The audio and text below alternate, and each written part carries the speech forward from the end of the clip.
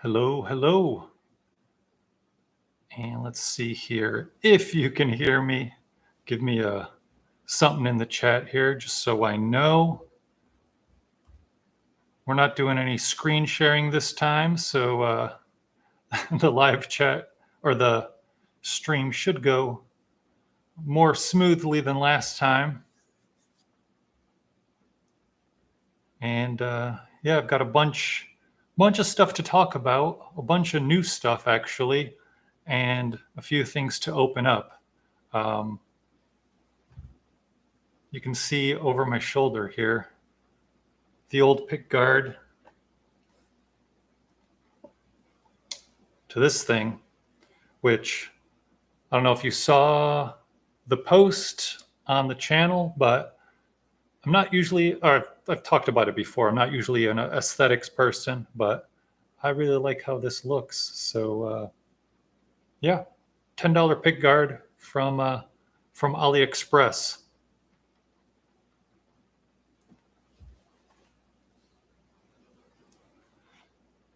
Hey, WVUJK. Hey, Ryan, what's up? What are y'all up to? Do you want to answer the question of the day? Would you buy a $10 guitar pedal?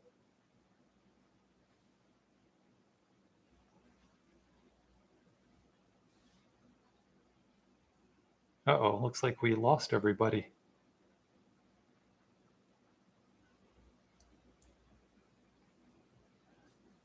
Yeah, when I saw this deal, it was pretty much a no-brainer because I was like, well, even if it's terrible, which it likely won't be, it was only $10. The previous cheapest pedal I'd ever purchased, which is on the channel, the AliExpress video, the AliExpress pedal shootout. Well, I don't know what it's called. It was like $18, I think. It was actually the tremolo pedal that I gave away a few weeks ago, or I guess now it's almost a month.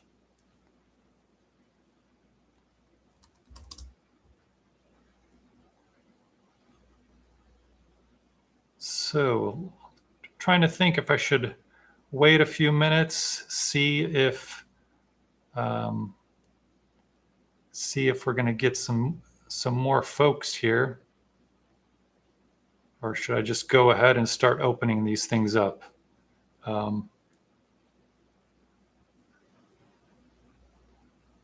What I will do, maybe, we'll talk about some of the mods I'm doing on this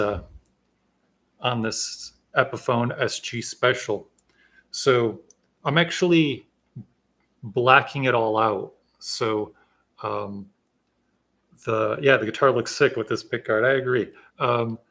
I loved the look of that Fesley, the black Fesley in all black, and so but it does have some accents, right? You need some kind of accents. It can't just be all black, or it's just, I don't know, it's not as pleasing.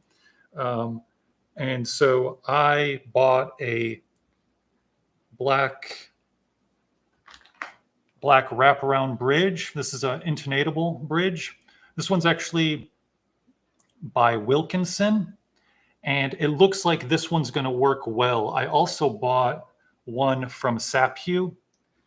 So this one was, I think, $24. The Saphew one, which I am returning, I have it here. That one was $14, and that one was just, it was too big. It fit as far as on the post that it came with, but it was butting up against the pickup ring. So no easy way to to do anything with that except, I guess, shave down the pickup rings or something. But this one actually looks better anyway. The Saphew one is like a glossy black. This one's a more of a matte black. I don't like the logo, but I can put some permanent marker over that or something, and that'll be fine.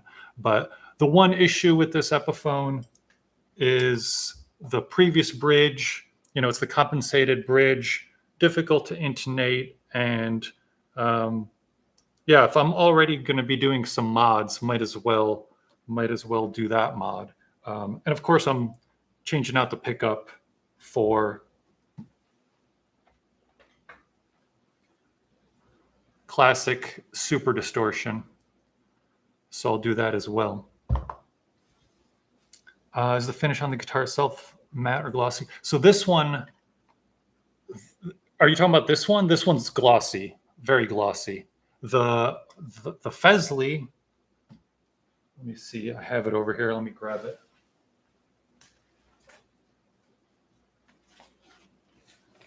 The Fesley is not glossy. It's very matte. So yeah, this all black. This is all matte.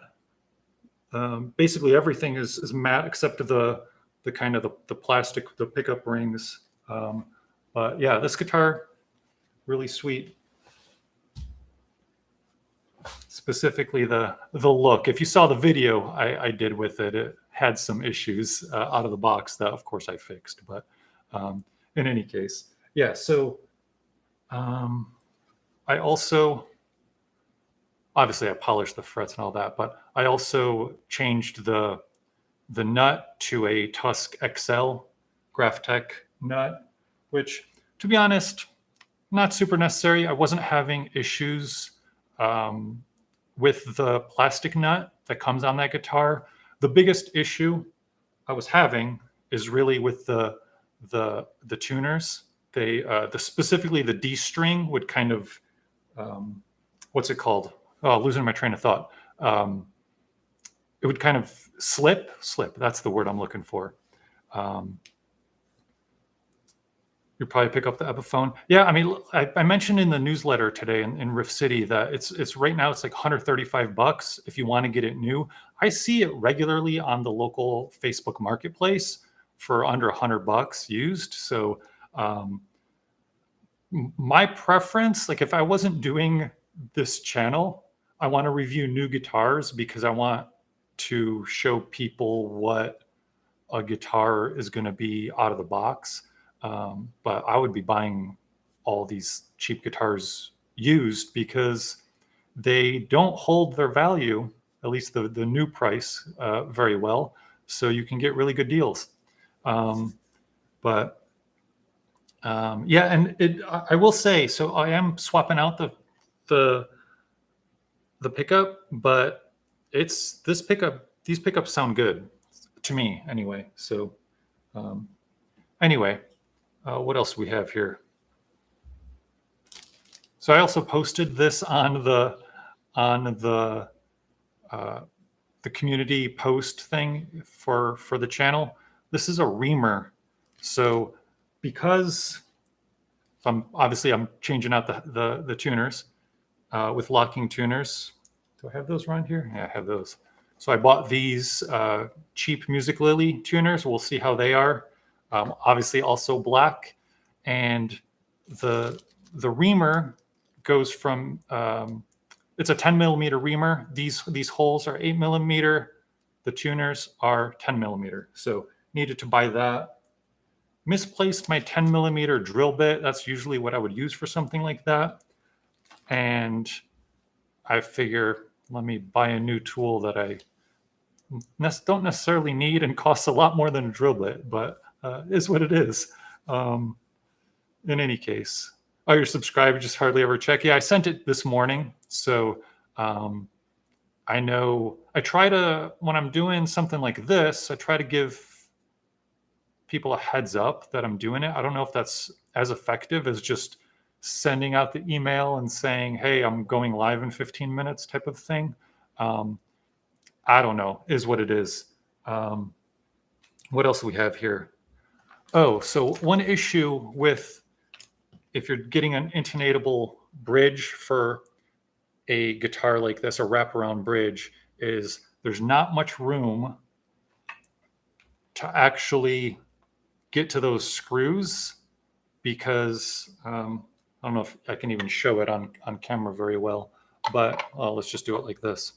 So that's not showing at all. All right. So let me, I don't have this set up well, but you see there's a tiny gap right there.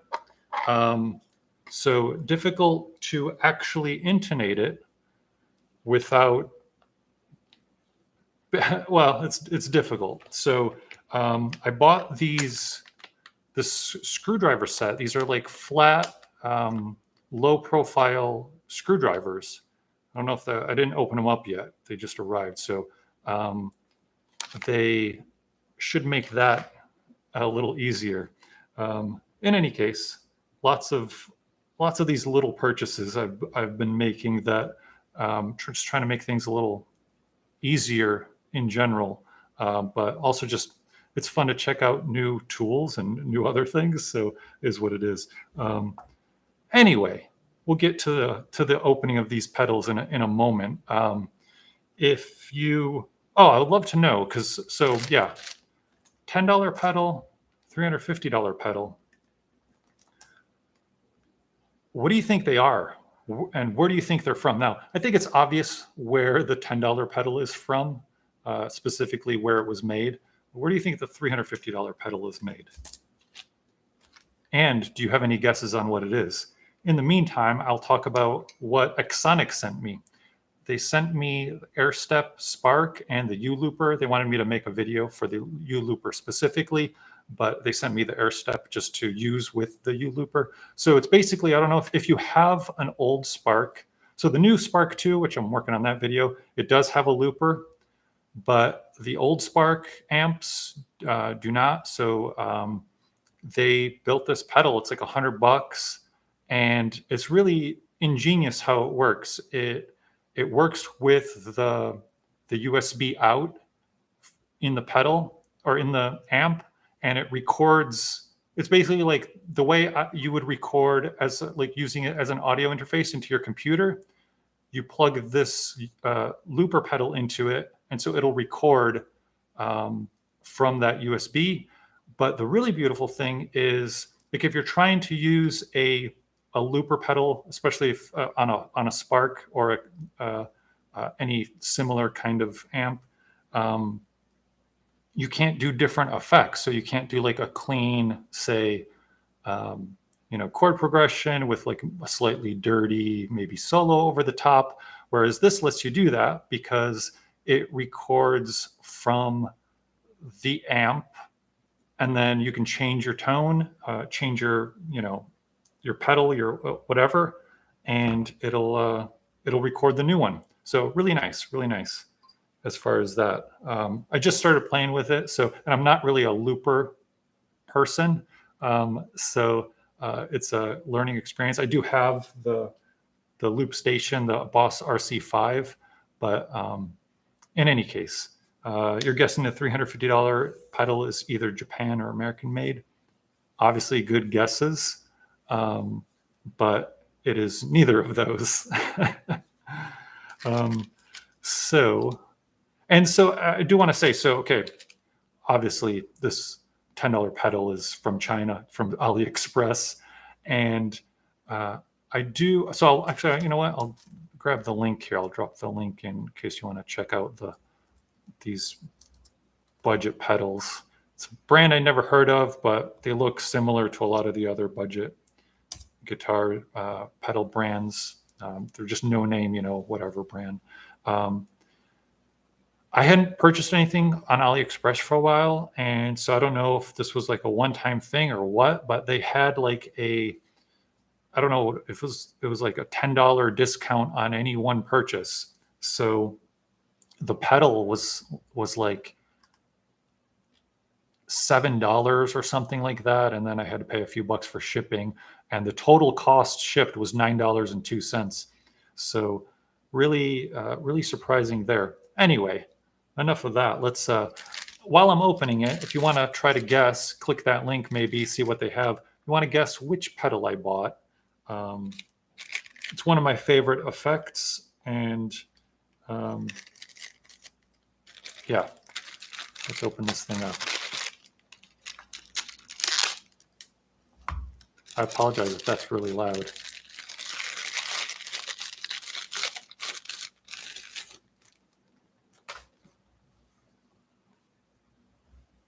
Little box. Let's open that up.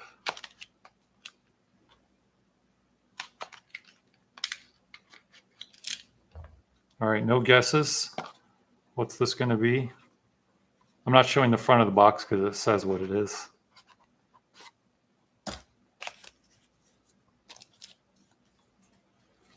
Has a little print manual, which, by the way, one of my biggest gripes, pocket metal? Nope, it's not the pocket metal.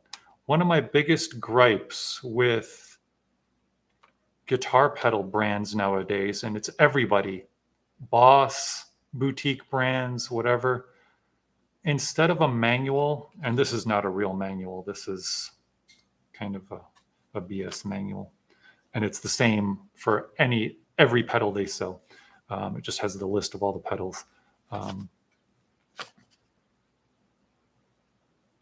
So the QR code to get the manual, like no more printed manuals, and a QR code specifically annoys me because I want to read the manual on my laptop generally. So just tell me where to find it. Don't give me a QR code, or when I buy, just email me the manual. Don't make it difficult, but QR codes are the bane of everybody's existence. And I've never met anybody who's not been annoyed by like a QR code menu at a restaurant. And yet all these pedal brands are doing QR code manuals, which it's just as annoying. I don't know. Maybe I'm alone in that. I doubt I am. Comes with these rubber feet.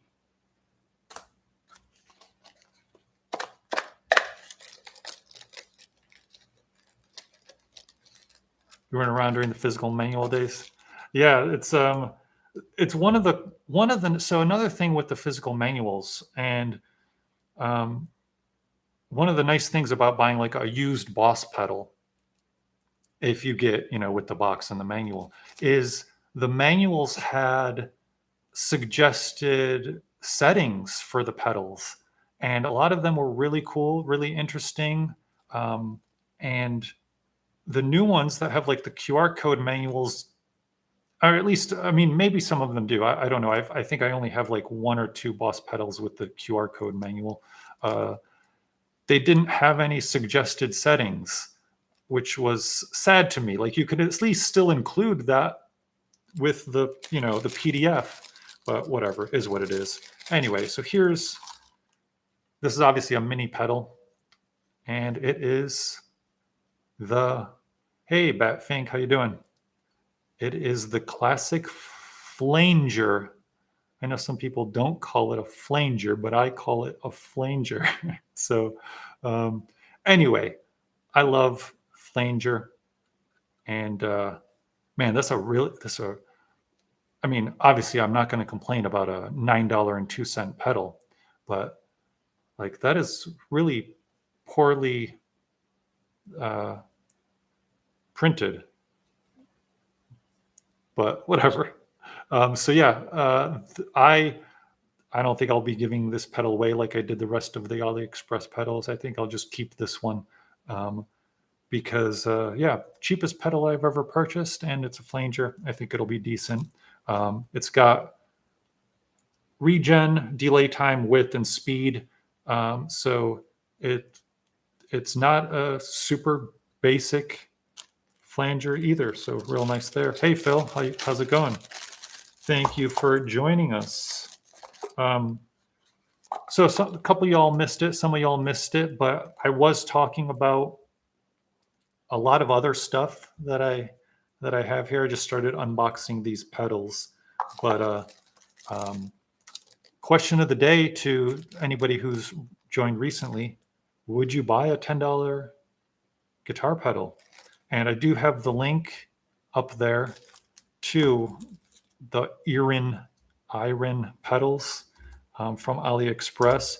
It actually, another really surprising thing, in the past, so I hadn't purchased anything from AliExpress for a few years, a couple of years.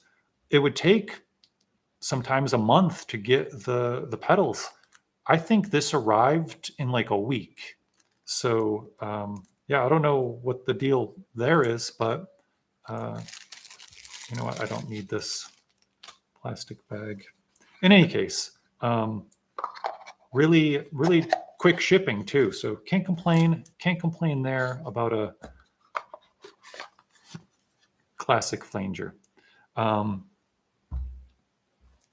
Yeah, by the time you got the item, you ordered it. That hasn't happened to me. There's actually, I don't know if y'all listen to stand-up comedy. There's a guy named Doug Stanhope who I listen to, and he is, I mean, he's not someone you want to follow, but let's just say he's into substances, and he used to do a thing where he would get, uh, well, just drink a lot, blackout, and order stuff on eBay, and then he would be surprised by what he would receive. So I forgot what he called it. Maybe he just called it drunk eBaying. I don't know. In any case, I've never done that, and I've never forgotten what I've ordered. But yeah, to be honest, a month later, getting a pedal, you might forget, especially if you're ordering a bunch of them. I mean, to be honest, these budget pedals are like, if you're on a budget and you're like, all right, I have $100 to spend, I don't see any issues buying 5 of these and calling it a day. I think you'll be generally happy. Some of them are better than others, but I've not hated any of the budget pedals, the super cheap pedals I've purchased, besides the Mario Bit Crusher pedal, which by far, and I like noise pedals, but this one was just unusable, worst pedal ever made. That company, Tom's Line Engineering, I know they have other just totally normal, not crappy pedals, but I don't know what they did with that Mario Bit Crusher, is what it is. Phil, you got a cheap chorus pedal from Artist Guitars. Yeah, $20, cheap chorus. I'll take it. I have, so we're talking about manuals. So I bought the Boss Chorus Ensemble used, and it came with the box and the original manual. And it's just so nice. Like, some of the settings that they suggest are ones I don't think I would have figured out on my own. So anyway, Boss, if you're listening, bring back the suggested pedal settings. Behringer saves you a lot of money. Yeah, I have a bunch. I think 6. I think I have 6 Behringer pedals. Have a couple here right with me. The digital reverb and the ultra metal. The digital reverb, to be honest, is not. It's not great, but for $35, I would say it's great. You know what I'm saying? Like, it has tons of different settings, but it just, to my ears, it just doesn't sound as good as I would like. The Behringer Fuzz is amazing. Yeah, I have that somewhere around here. That's a great one. Their Metal Zone clone, it's pretty much spot on, perfect. So I know the Metal Zone gets a lot of hate, but one of my favorite pedals, and I'm not ashamed of that. Anyway, I'm going to ask again before I open this one. Oh, I forgot to cover up my address. Hopefully that didn't pop up there. Where is this pedal from, or what brand is this pedal? It has been on the channel before, the brand specifically. And while you're thinking on that or guessing, I'm going to go ahead and open it.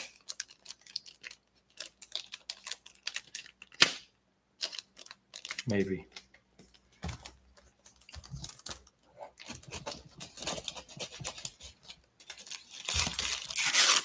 I need to make some noise here, so I apologize. I don't have a mute button. Or do I? Let me see here. Oh, I do.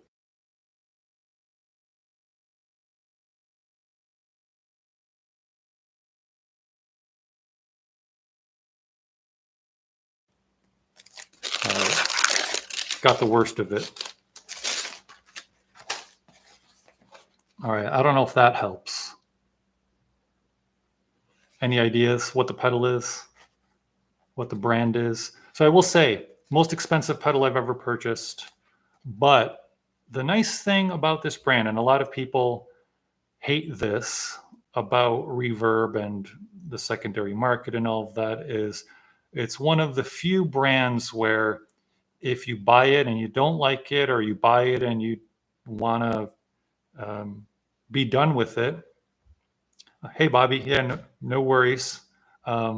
If you buy it and you want to be done with it, it's going to sell. You're going to basically break even on the costs, because this brand's pedals sell out every drop. They're very limited. And yeah, I mean, that's basically it. So any ideas while I'm opening it?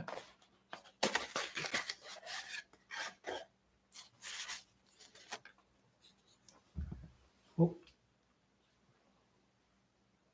Sticker.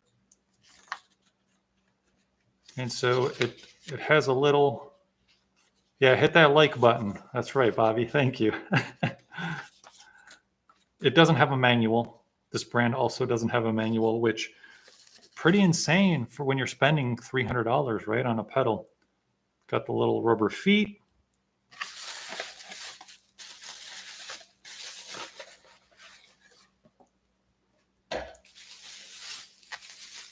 And I understand, you know, about the environment or whatever, and I totally support that cause, but printing a manual is such a minuscule drop in the bucket that it's not affecting anything.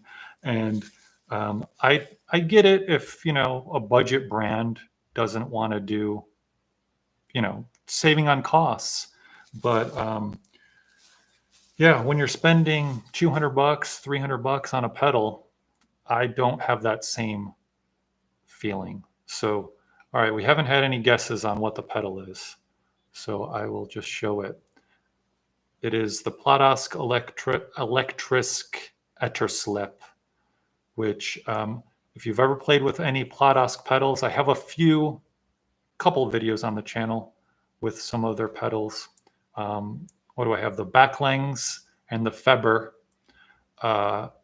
They have very, very unique pedals. And for me, so I'm not talented enough to be really musical with their pedals, but they're really fun. So I have my fun with them and then sell them. And like I said, the nice thing is you basically break even on it. So because they're so limited. So, you know, you're renting a pedal for, you know, maybe you'll lose a few bucks or something like that. But it's not like it's not like if you're buying a $300 guitar, you're not going to get anywhere near $300 for it. You know what I mean? The guitars I review and things like that, I lose much more money than a pedal like this anyway. And every other pedal, it's rare to get much from them. Anyway, that's the Elektrisk. It's a, what do they call it on the website? Let me see this. Experimental signal processor. I'll drop a link here. And it looks like the next restock is going to be next year for this pedal. So yeah, and it's sold out when I bought it. It sold out within minutes because it's a one-man operation. He only sells like, I don't know, 50 of them or something at a time. So in any case, really fun pedals. If you want to play with some weird stuff, then highly recommend the Pladask Elektrisk pedals. And again, don't get too caught up with the sticker shock, because you can sell it and you know, well, I guess I shouldn't say that. Maybe by the time next year rolls around, or in the next time he drops some pedals, they won't sell for where you're breaking even on them. Yeah, there's a link to the manual.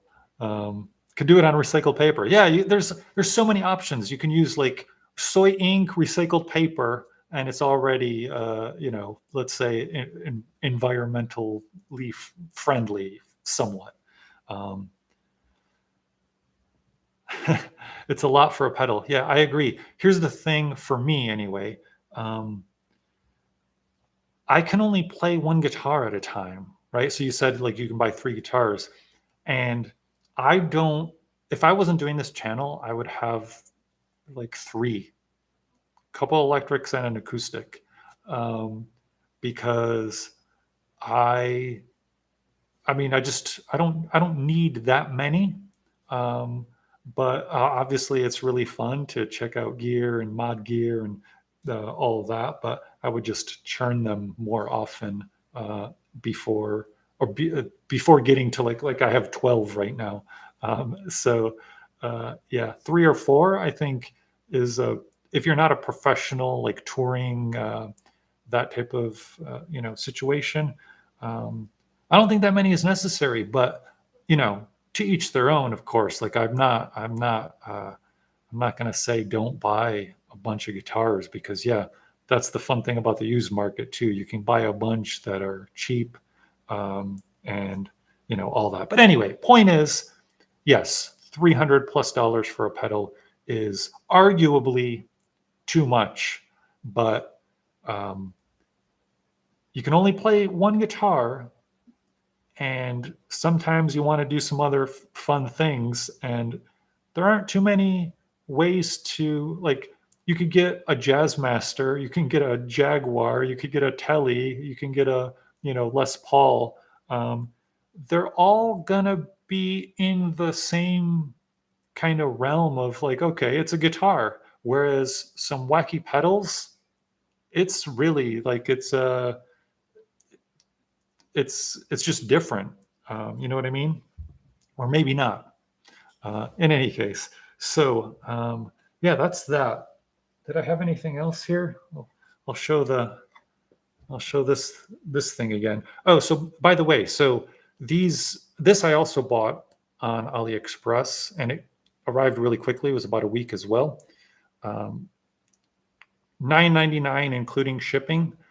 I did need to sand a little bit there, and it was hanging over the neck pocket there, so I had to sand it there. But the holes lined up, the screw holes lined up perfectly. Everything as far as that lined up perfectly.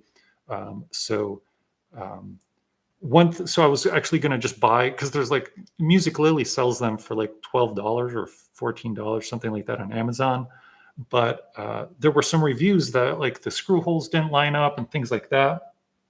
So I was like, well, let me take a chance on this AliExpress one, and it was fine. I suppose if you don't buy a $300 pedal every day, you're good when you do. Yeah, and like I said, these specifically, it's um, if you don't like it or you're kind of done playing with it, you don't really like. You might lose a little bit of money, but it's not egregious. So for me, it's worth. This is a hobby. It's supposed to be fun.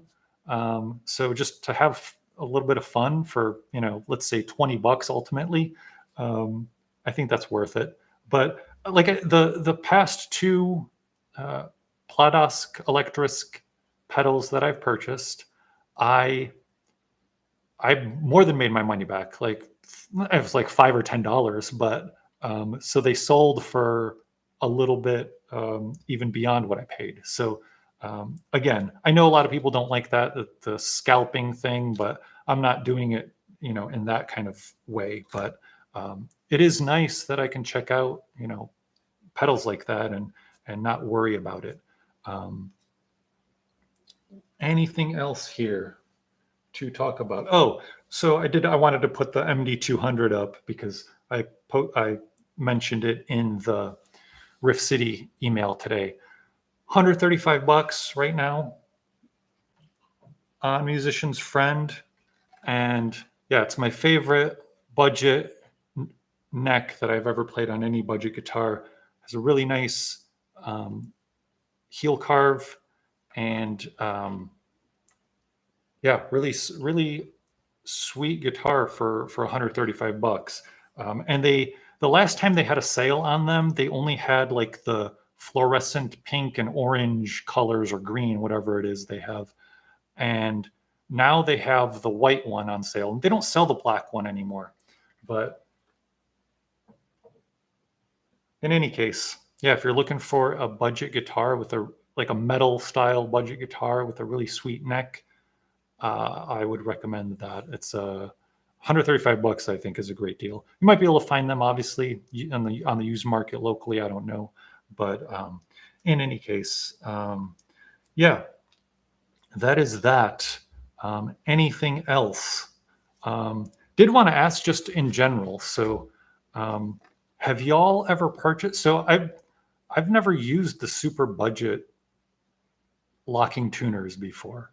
It was the cheapest ones I've used were like, what's the other semi kind of cheap brand? Oh, losing my mind here. They're like $80, $90 for a set, which these were like 35 or something. So excited but apprehensive about trying them, but we'll see. We'll see. You want to get a black pick guard for your Squire? What Squire is it? Nothing wrong with Profit. Grover, yes. Grover, yes, you're right, Bobby. That's it. Thank you. Hip shot, no. I mean, hip shots are great, but they're a little more expensive than that.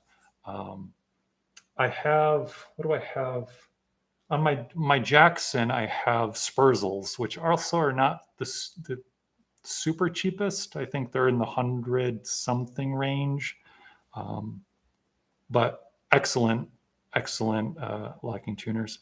Sonic Strat. Oh, okay. And is that, oh, so you want to put, which, is it this one? The red one? Do you want to put a black pick guard? My only issue with putting a black pick guard on it is then you don't see the pickups. And I love how these, the pickup covers on these look. But in any case, I really like how this one looks.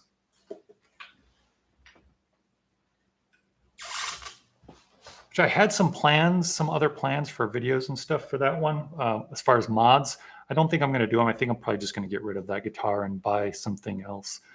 Been meaning to check out Harley Benton. Haven't done it yet. So I think maybe I will after I get rid of that guitar. Oh, you got the two-tone burst with white. Okay, yeah, that looks sweet.